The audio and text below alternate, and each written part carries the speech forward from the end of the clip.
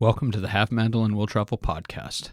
This is Old Sports and Green Lights, Orlando Ballet's The Great Gatsby.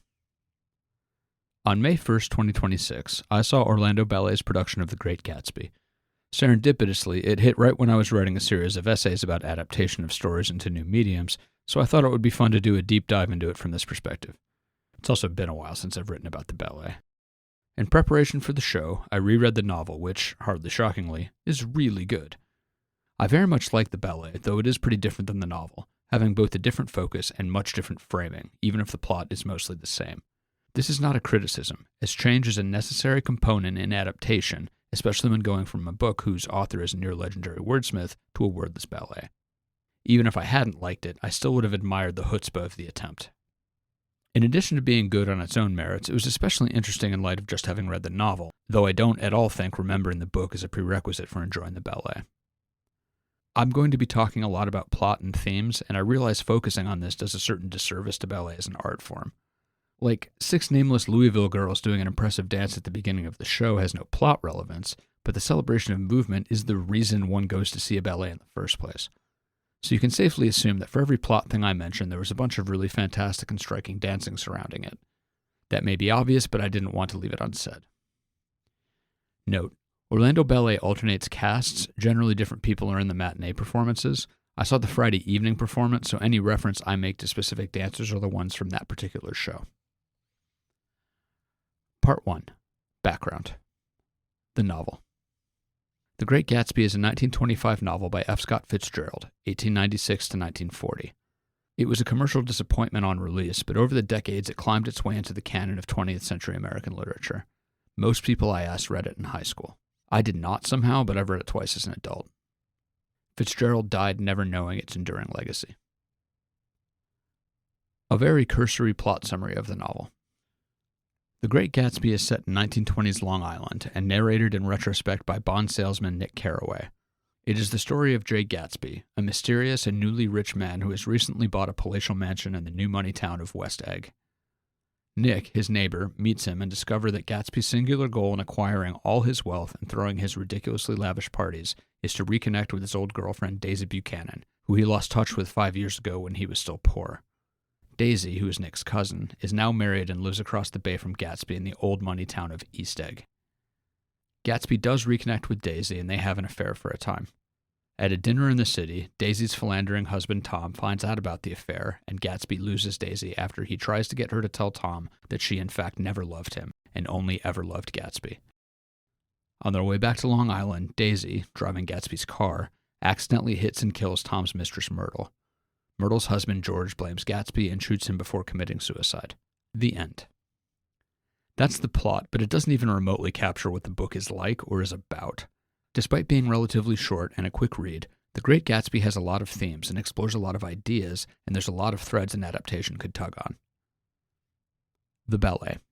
The ballet was created by choreographer Jordan Morris and composer Carl Davis on a commission from the Pittsburgh Ballet Theater. It premiered in 2019. Jordan Morris, the artistic director of the Orlando Ballet since 2021, was born in Alberta, Canada, and was a principal dancer before retiring and taking up choreography. His first work, a one-act adaptation of Three Musketeers, premiered in 1999. Carl Davis, 1936 to 2023, was born in New York City and moved to England in the 1960s. He was a prolific composer who wrote concert works as well as scores for live theater, film, television, and ballet. He won a BAFTA award, i.e. a British Oscar, for his The French Lieutenant's Woman score. He was also known for writing and reconstructing scores for silent films, including Ben-Hur, The Phantom of the Opera, and Charlie Chaplin's City Lights. Per Davis's website, he composed more than 50 of these. Orlando Ballet also performed The Great Gatsby in 2022. If this staging was different, I didn't notice. Part 2. A leap into the ballet. Dancing as storytelling. For all the potential spectacle of the rich jazz age setting, at its heart, The Great Gatsby is a domestic drama with a pretty narrow scope. The whole thing unfolds over like 3 months in the summer of 1922, and the story and conflicts all come out of the relationships and frictions between the characters, all of whom have different dynamics. This is excellent material for a ballet to work with. In a medium where all interactions have to be made physical, you can reveal character traits and relationships by how the characters move together. Are they in sync? In opposition? Are they assured together, or do they seem like they're feeling each other out? This is all very legible in a well-choreographed ballet, which Gatsby is. The opening scene of the ballet is really instructive here. The initial dance in 1917 between Gatsby, played by Jason Stinnett, and Daisy, played by Hitomi Nakamura, is intimate, fluid, and covers a lot of the stage. They're also touching a lot and do a lot of lifts. In contrast, when Tom, played by Thomas Gerhard, shows up to court Daisy, he's mostly dancing at her. Even when Daisy gets over her reluctance and dances with him, he only picks her up once and just spins in place while he holds her aloft. Side note, I have a theory that in a pas de deux, the amount of ground the man covers while lifting the woman is a shorthand for how emotionally connected they are. So far, it's held true for Gatsby and Romeo and Juliet. The Great Gatsby's choreography lays out a lot of different dynamics. Nick and Daisy's dance when he first arrives in Long Island is affectionate but not romantic. Jordan's dancing when she meets Nick reads as flirty. And it's really interesting to me that, despite my lacking the vocabulary to articulate exactly how, the way Gatsby and Tom dance with each other during the confrontation scene very much scans at first like just an argument and then transitions into a fight. It's also a great touch that when appealing to Daisy, they mirror each other, as if they are both making their case to her. Dancing is character detail. The ballet does a great job of revealing character and having the dancing style feel specific to the individuals. For example, Tom, an imposing former athlete who peaked in college, has a more blunt and performative physicality to his moves than the other characters. It's also a nice detail that there is one particular move that Tom does in nearly all of his dances, an impressive high vertical leap, where he lifts his leg parallel to the ground but then hitches it down to perpendicular twice before he lands. He is the only character in the show who does this, and in context, it reads as a showy display of the character's athleticism. If I recall correctly, the only dance he does not do it in is his more traditionally romantic reconciliation dance with Daisy at the end. I also think it's really cool that in Act 1, Gatsby only dances with Daisy or when he's contemplating the green light on her dock. He does not dance at the party or when he's introduced to Nick. Daisy is the only thing that stirs him to motion, just like in the book. You can't repeat the past. One last thing about the dancing that I want to touch on is how ballet, through the nature of the medium, manages to capture something of the novel. Jay Gatsby is wistful, consumed by, and even obsessed with recapturing the Daisy that lives in his memory, and he refuses to accept that he cannot. Even if they do get together again, it's been 5 years of experiences for both of them. She is not the same person, and neither is he. The book is quite literally and explicitly about this. After Gatsby and Daisy take up their affair, Gatsby has this exchange with Nick. Quote, "I wouldn't ask too much of her," I ventured. "You can't repeat the past." "Can't repeat the past?" he cried incredulously. "Why, of course you can." He looked around him wildly, as if the past were lurking here in the shadows of his house and just out of reach of his hand. "I'm going to fix everything just the way it was before," he said, nodding determinedly. "She'll see." Unquote. In a live theater setting, storytelling through movement is an ephemeral and almost delicate thing. It exists in the moment, but when the dance stops, it's over and gone. The experience of a later pas de deux in a different setting, in a different part of the score, is going to be different even if the moves are the same. Even the same production on a different night is going to be a little different. No man ever steps in the same river twice, for it's not the same river and he's not the same man. Gatsby never figures this out, and it's really cool that the ballet can subtly invoke this idea just through its nature. The score. I really like Carl Davis's score, which I purchased a week before the show and have listened through several times. I'd call it a horn-forward orchestral score. It's very suggestive of the 1920s with the added textural and emotional flexibility that standard orchestral instrumentation allows. I don't know if it is actually authentic to the 1920s sound, nor do I care, but it certainly feels authentic. In a talk at the Orlando Ballet's open rehearsal the week before the show opened, conductor Julian Pellicano said that Davis, quote, wrote in so many different styles, and the dances, the foxtrots, and all the others, the Charlestons, they all sound like they came from the 1920s, but actually he wrote them. They're not tunes from that time. He created them. Unquote. There's also a lot of good leitmotif work, i.e. short musical lines that represent a character or an idea. The most obvious example is the Green Light theme, a simple and lovely melody that starts with a descending bass line that leaps up to a kind of inverted pedal tone before playing a simple scale run. The theme plays near the beginning as Gatsby looks across the bay at the green light that's on Daisy's dock. In the novel, the light symbolizes Gatsby's hope and longing, and the ballet melody really does feel like it's reaching upward for something. And later, after Gatsby and Daisy reconnect, it plays again. Side note, at intermission in the lobby, I heard at least 3 people humming this theme to themselves. It's that striking. Even some locations get a leitmotif. The part of the score titled City of Steel briefly plays every time the characters go into New York City. The score even has a certain narrative quality to it, even without the visuals. If you know the track names and are familiar with the novel, you can hear the events happening. Like in the track Shea Myrtle, which is when Tom and Nick hang out with Tom's mistress in the city, you can hear when they are starting to get a little drunk, when Tom and Myrtle start to argue, when Myrtle starts shouting Daisy, Daisy, Daisy at him, and when he hits her. Tom's a colossal prick in all versions of the story. It's worth a listen. The Czech National Symphony Orchestra released a version in February of 2021. Just look up The Great Gatsby Ballet by Carl Davis. Note that the track order isn't exactly the same as the order of the performance. The recording seems to leave out some reprises. Sets and staging. Unusually compared to a lot of ballets that I've seen, Gatsby has a lot of set changes and short scenes. There's a lot of locations in the story, but it was all handled well. It was easy to tell when the characters had gone somewhere else, and the changeovers happened quickly and fluidly enough to not be distracting. I would not be surprised if there are venues that couldn't pull off a show of this scenic complexity. Generally, there were really nice and, if not elaborate, then evocative backdrops that established the setting with only a few props and a couple of scenic flats on stage to suggest apartment walls, etc. The New York City backdrop was one of the more prominent ones, and the Valley of Ashes one of the more immediately memorable ones. I really liked the Valley of Ashes set, representing the crappy stretch of Long Island where George's garage is. The scenic painting on the back wall looked like Mordor, with deeply unsettling spectacled eyes glaring down from a derelict building. This is very in line with the book description and captured the same atmosphere. Quote, "But above the gray land and the spasms of bleak dust which drift endlessly over it, you perceive, after a moment, the eyes of Dr. T.J. Eckelberg. The eyes of Dr. T.J. Eckelberg are blue and gigantic. Their retinas are 1 yard high. They look out of no face, but instead from a pair of enormous yellow spectacles which pass over a non-existent nose.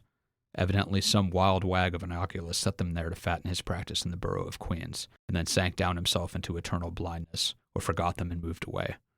But his eyes, dimmed a little by many paintless days, under sun and rain, brood on over the solemn dumping ground." Unquote. The only very elaborate location was Gatsby's house, both the outside where his parties are and the inside where he shows Daisy around. They both looked opulent without being gaudy, and had multiple layers of elevation, which added a lot of visual interest. I thought it was really great how the opening scenes in 1917 were on a mostly bare stage with no backdrop. It made the prologue feel like a prologue when contrasted to the more complicated stagings during the actual plot.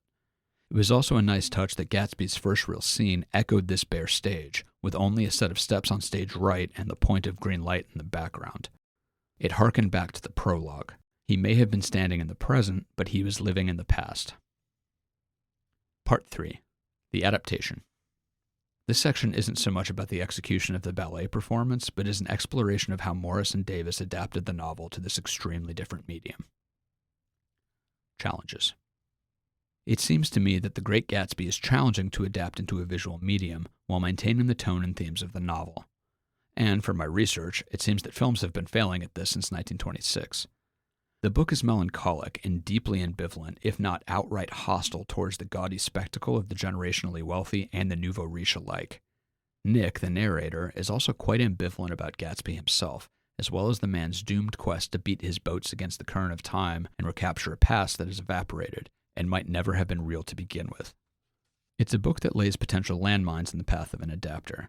To take an example from the most recent screen adaptation, Baz Luhrmann's 2013 film, which, full disclosure, I've only seen some representative parts of, has grand bombastic ambitions that seduce the viewer with spectacle and frame Gatsby with a heroic romanticism, but it also half-heartedly retains some of Nick's condemnatory monologue. These two ideas are at war with each other, and since film is a visual medium, the spectacle wins.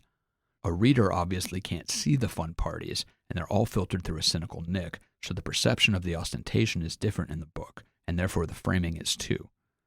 From all the reviews and retrospectives I've looked at, Luhrmann's film seems to be a little confused on what it thinks it's saying versus what it's actually saying. The events are mostly faithful, but the framing is off, so it's stuck in a weird middle ground of including stuff from the source material that doesn't support the version of the story it's showing. As Aaron from the YouTube channel Triple Neon says in his essay, Why the 2013 Great Gatsby Movie is a Bad Adaptation, quote, Put simply, when making an adaptation, you can't directly copy the source material. You have to play to the strengths of whatever medium you're moving the story to." Unquote. Ballet is such a different medium from both novels and films, and has such different tools and vocabulary, that I think it sidesteps some of the framing pitfalls. There are literally no lines, so you can't frame them in a way that contradicts their message. Ballet excels in emotional and evocative storytelling, and the use of movement rather than spoken language means the interactions feel more metaphorical than literal, which can be really efficient in delivering meaning. This production leans into the romanticism and leaves out the social commentary. It's a more straightforward story, and I appreciate that Morris took a thread, rolled with it, and went hard on it, rather than falling into the middle ground of wanting to heighten the romance, but still kind of try to maintain the framing of the book. A novel like Gatsby has a lot of intellectual interiority that would have to be done really carefully when adapting to film, as minutes of voiceover is not a good or compelling use of the medium, and Ballet, with no language other than movement and music, is even less equipped to handle it. In his video essay, "Why Every Great Gatsby Adaptation Fails, the Unfilmable Classic Explained," Steve Shives ended with some advice for future film adapters of Gatsby. Quote, "Treat it like source material, not sacred scripture. Be willing to cut stuff out, to add things, to change things. Instead of porting over Fitzgerald's actual words in the form of voiceover or on-screen titles, find ways of evoking them visually. Create cinematic moments that echo the elegance and beauty and poignancy that Fitzgerald creates on the page. Use the language of film the same way that Fitzgerald used prose." Unquote. I think the ballet does all that successfully. It has a different focus than the book, but the vision is internally consistent, so what? Point of view. Nick. The ballet uses Nick differently than the novel, probably for obvious reasons. You can't really have a narrator in a ballet, so Nick is more of an audience surrogate than a character whose perceptions everything is filtered through. Ballet Nick, played by Israel Zavaleta Escobedo, is experiencing the story rather than reflecting on it, and judging from his dancing, up until the confrontation, he's having a lot more fun in West Egg than Book Nick did. I'm sure the retrospective point of view character thing could be done in a ballet, but I have no idea how, and given this ballet's romantic focus, it's probably for the best that Morris didn't try. In the Great Courses series, Classics of American Literature, Professor Arnold Weinstein discusses a perspective that views the novel as a realist work. Quote, "I really want to suggest that it falls into the very tradition of realism as a kind of deflating genre, as a genre that traditionally sees through illusions, sees through facades, and the project of such books is precisely to enlighten the reader or to chasten the protagonist. Realism, then, is the narrative of disenchantment, starting with the enchantment and then our gradual understanding that enchantment is illusion. It's bogus.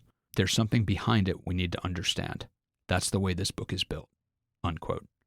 He goes on to describe The Great Gatsby as a, quote, "story of lost illusions, or exposed illusions, or of becoming unillusioned, of seeing through the facade, seeing through the mist.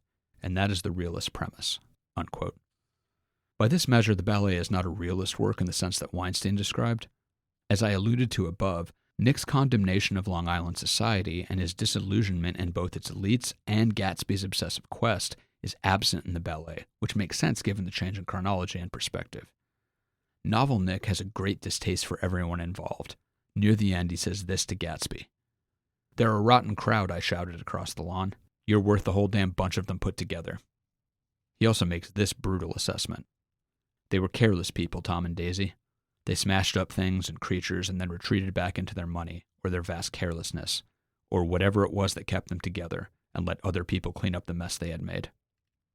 Nick doesn't exactly canonize Gatsby either, referring to his appalling sentimentality, or the grotesque and fantastic conceits that haunt the man. And after Gatsby expresses no concern over the dead Myrtle, only for how Daisy is handling it, Nick says, "I disliked him so much by this time that I didn't feel it necessary to tell him he was wrong." Absent all of this, Ballet Nick's sadness at the end is grief over his lost friend, rather than an indictment of the whole lot of them. Framing. Gatsby as hero. Conductor Julian Pelicano said something interesting in the open rehearsal talk that pretty clearly sums up how Gatsby is framed in the ballet. Quote, "Gatsby has his own theme, of course, and at the very end of the ballet we hear it in E-flat major. If you go all the way back to Mozart's Magic Flute, E-flat major is the key of heroes. It's the key that Beethoven's Heroic Symphony is in. It's the key that all the heroic stuff in Wagner's Ring Cycle happens. Richard Strauss is a hero's life. It's all in E-flat. So music in E-flat major since the 1790s has been heroes. and you find E major at the very, very end during Gatsby's funeral, so you realize he was the hero all along." Unquote. This makes dramatic sense for this adaptation, but it is not really how he's framed in the novel, or at least it's not how I saw him. Gatsby has grand romantic ambitions for sure, but I actually think he's kind of a pathetic loser. Nick seems to at least partially agree, saying this about him.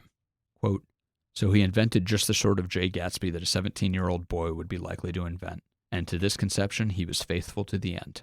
Unquote. Getting rich off bootlegging and other assorted shadiness just so he can buy a mansion across from the woman he liked, and throwing big ostentatious parties just in the hopes of meeting and impressing her would be sad on its own, but when paired with his attempted erasure of Daisy's own experiences just to make himself feel better, it makes him into a self-centered jerk. It's not enough that Daisy wants to be with him, he has to try to erase her 5 years with Tom.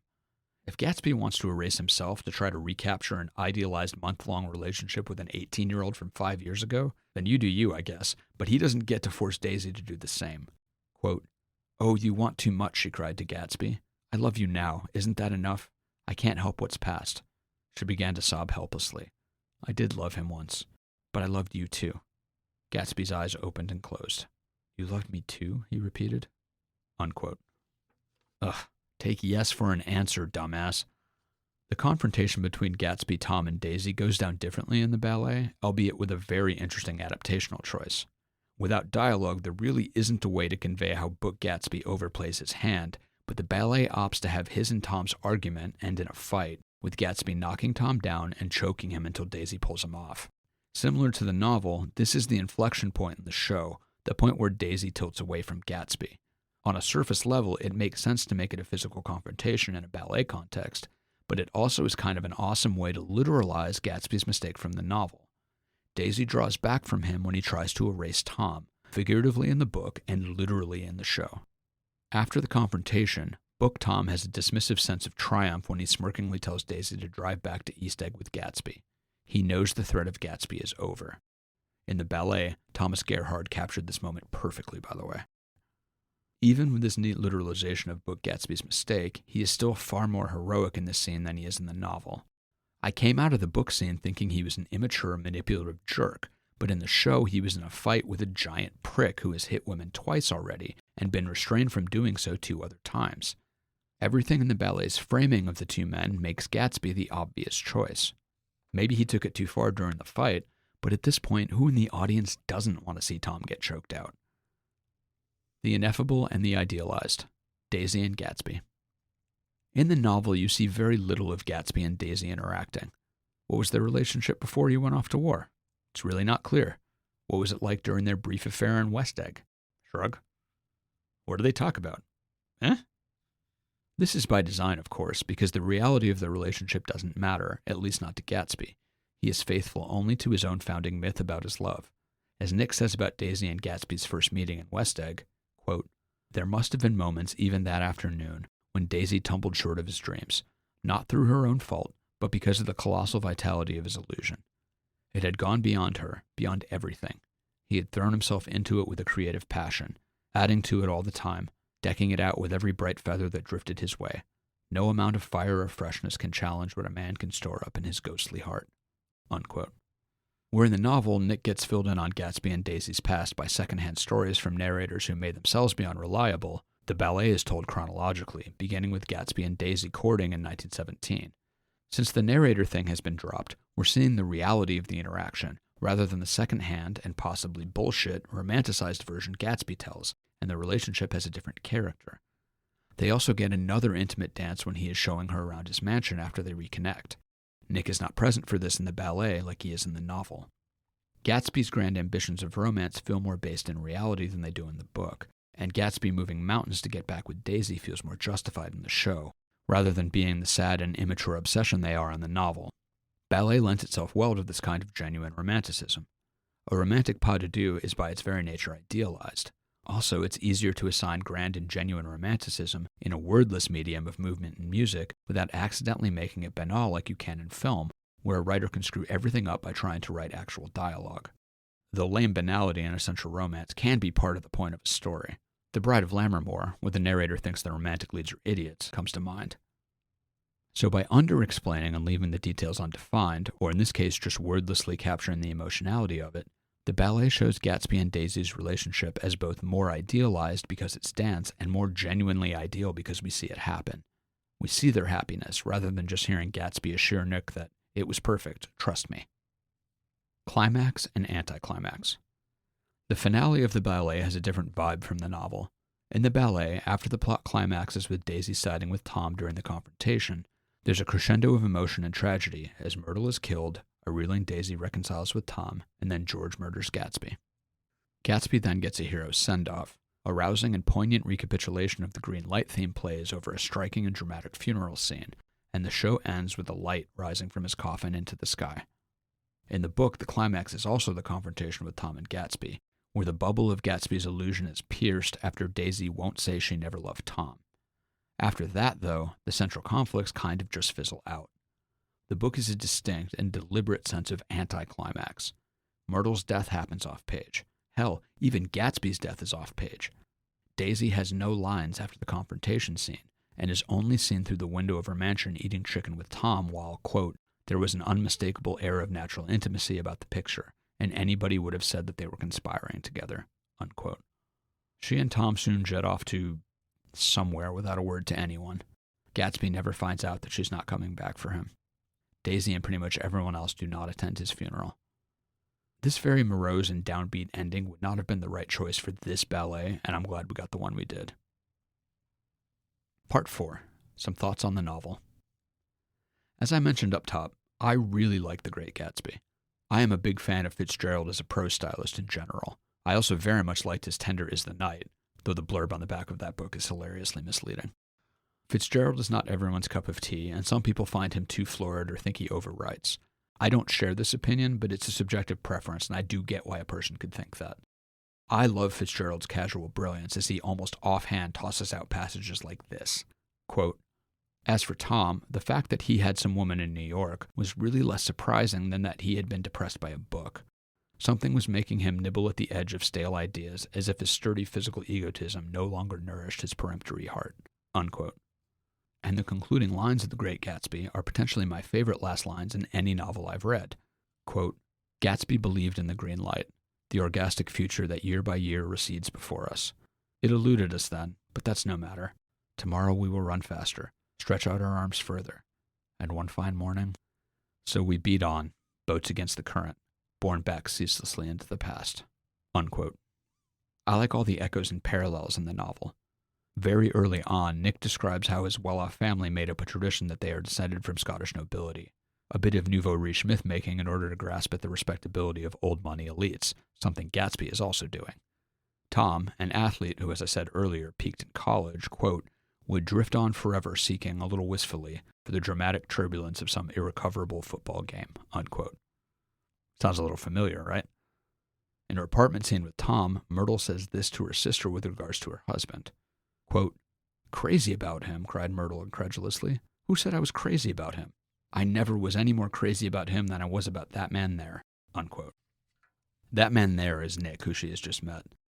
All of these parallels to Gatsby are established long before Gatsby even makes his first appearance, and to a cold reader, these aren't blindingly obvious setups, Chekhov's parallelism, as it were. Baby's first literary analysis. I very much understand why this book is taught in high school. The symbolism, the strong subjective point of view, the multitude of themes, and the beautiful writing all make it a great primer for studying literary techniques and analyzing texts. And it's hardly an inscrutable novel. The symbolism and themes are perfect for readers making early forays into deeper literary analysis, as they are straightforward without being clunky. I mean, right before reconnecting with Daisy, Gatsby catches a falling clock. It's not exactly subtle. But one of the strongest themes, the folly of trying to recapture an idealized past, is probably lost on high schoolers. Boats against the current, borne back ceaselessly into the past, probably doesn't personally resonate much with people who aren't even adults yet. I would guess a lot of young readers see Gatsby's romanticism as aspirational. After all, Gatsby is the kind of person that a 17-year-old boy would be likely to invent. Teenagers are stupid, is what I'm saying. I'm joking. Mostly. Their vast carelessness. The rich. For Nick, the rich are a different species, and it seems they were for Fitzgerald too. Per Jeff Cunningham in an article from Medium, Quote, in 1925, Fitzgerald penned a brief essay titled The Rich Boy for Red Book magazine. In the third sentence, he says something about wealth that is quite revealing. Let me tell you about the rich. They are different from you and me. They possess and enjoy early, and it does something to them, makes them soft where we are hard, and cynical where we are trustful, in a way that, unless you were born rich, it is very difficult to understand.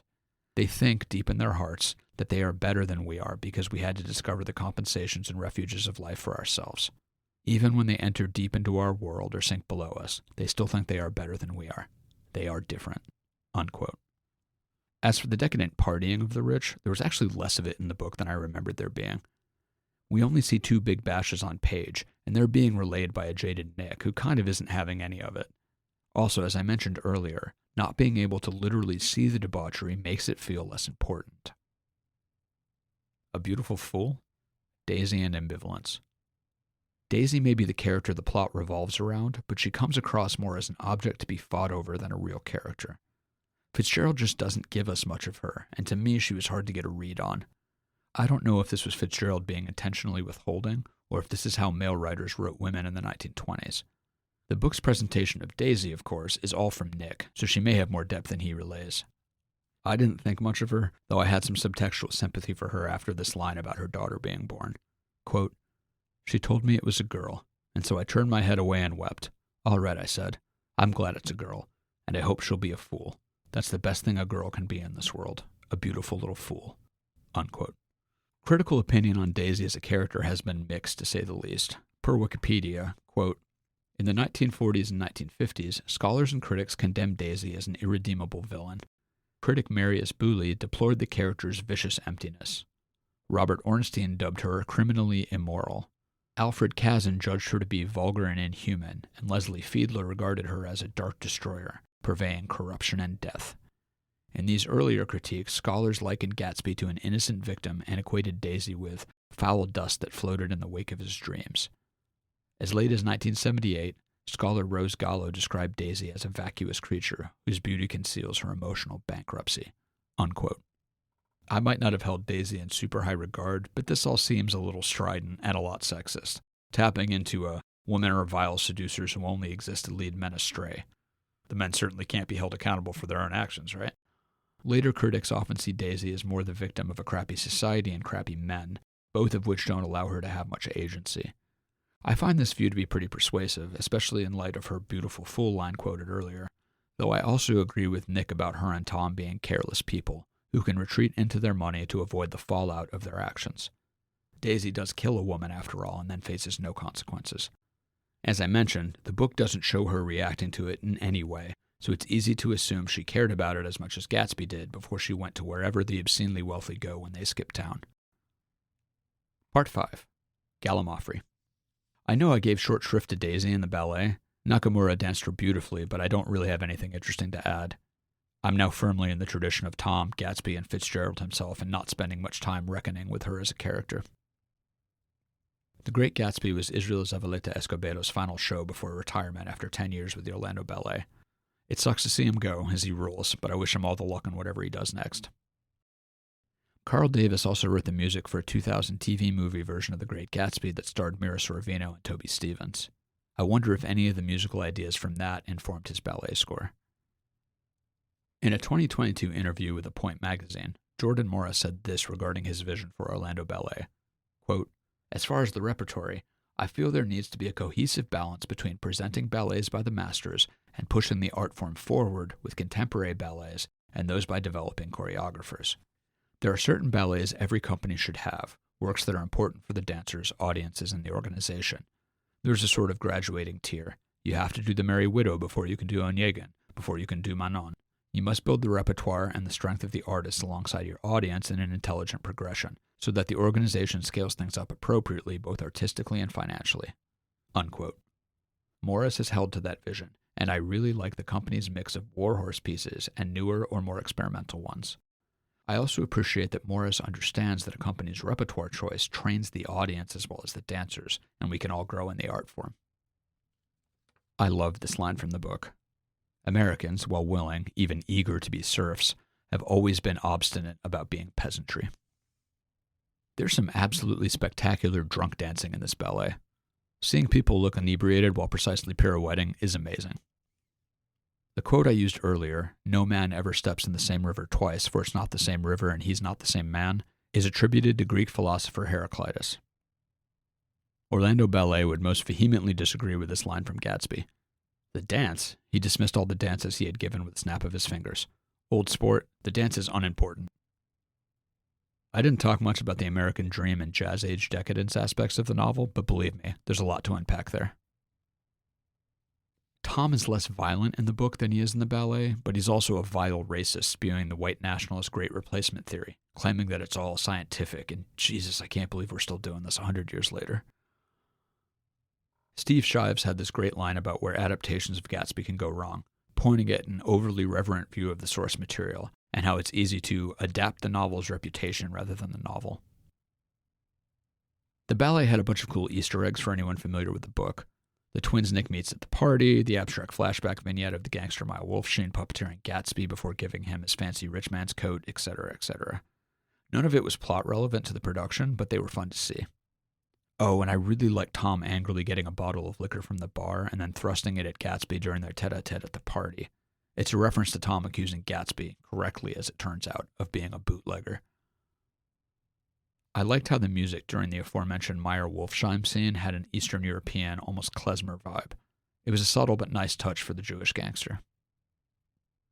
After reading the novel, or during the first party scene, Nick doesn't even realize one of the low-key men he's been having low-key conversation with is Gatsby himself. The equivalent scene in Lerman's film is pretty funny. After a disorienting cruise through the insane bash, DiCaprio's Gatsby has a dramatic slow-motion turn towards the camera and after a big horn blast dramatically says, "I'm Gatsby," before smiling and raising his martini glass before fireworks go off behind him. It's absolutely ridiculous.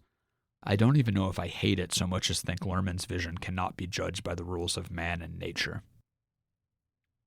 I like the matador-sounding theme at the second dance party when Tom and Gatsby kind of get into it for the first time, before the partygoers take up a dance to de-escalate. It plays again during the climactic confrontation between Tom and Gatsby. Nick, Jordan, and Daisy don't manage to defuse the situation this time, though they make a valiant effort. It's the track Mr. Nobody from Nowhere on the recording. I liked how in the abstract open into Act 2, Tom confronting Daisy and George confronting Myrtle about suspected infidelities played out in parallel, with Tom and George at one point doing the exact same move simultaneously. A striking romantic line from the novel regarding Gatsby and Daisy. Quote, "His heart beat faster as Daisy's white face came up to his own. He knew that when he kissed this girl, and forever wed his unutterable visions to her perishable breath, his mind would never romp again like the mind of God. So he waited, listening for a moment longer to the tuning fork that had been struck upon a star. Then he kissed her. At his lips' touch, she blossomed for him like a flower, and the incarnation was complete." Unquote. Professor Weinstein drew an unexpected literary parallel to Nick's view of the moral decay of jazz-age elites and the, quote, laxity for the speciousness to the corruption that he's encountered, unquote. Weinstein goes on to say, quote, "I would like to compare him in some ways to Conrad's Marlowe. We know that Fitzgerald really loved Conrad, and I think that's the sort of role that Nick plays. It's very similar to Marlowe, as he tries to take the measure of Jim and Lord Jim, or as Marlowe makes his way after and through Kurtz in Heart of Darkness. And I see the same sort of function for Nick," unquote. My friend Chris Belt played guitar in the pit for the show. Well, per the program he played the guitar, but I also saw him playing the banjo, which I didn't know he could do. In a letter to Ludlow Fowler from August 1924, Fitzgerald said this about The Great Gatsby. Quote, "I remember our last conversation and it makes me sad. I feel old too this summer. I have ever since the failure of my play a year ago. That's the whole burden of this novel. The loss of those illusions that give such color to the world so that you don't care whether things are true or false as long as they partake of the magical glory." Unquote. My only real critique of the ballet adaptation is the book-accurate complication around Tom and Gatsby switching cars for the ride into the city before the confrontation.